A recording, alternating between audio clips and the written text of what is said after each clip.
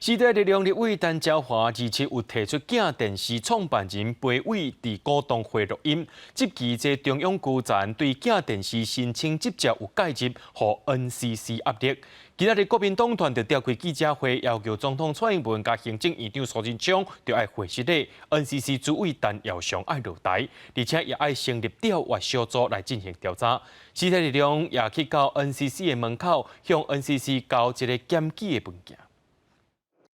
小英总统反映那天的状况，说 NCC 其实很无理取闹。小英总统就立刻告诉苏贞昌，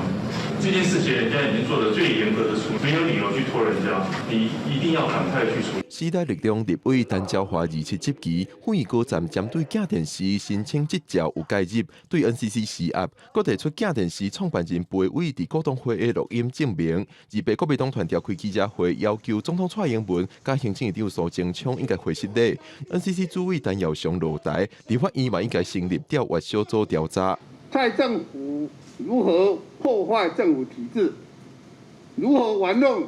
NCC 成为民进党的附属单位，国民党团给予最严厉的谴责。时代力量28也到 NCC 门口，针对这几天的媒体争议，向 NCC 提交检举，要求调查。府院高层是否将手伸入 NCC？ 那不但会影响到媒体的新闻自由，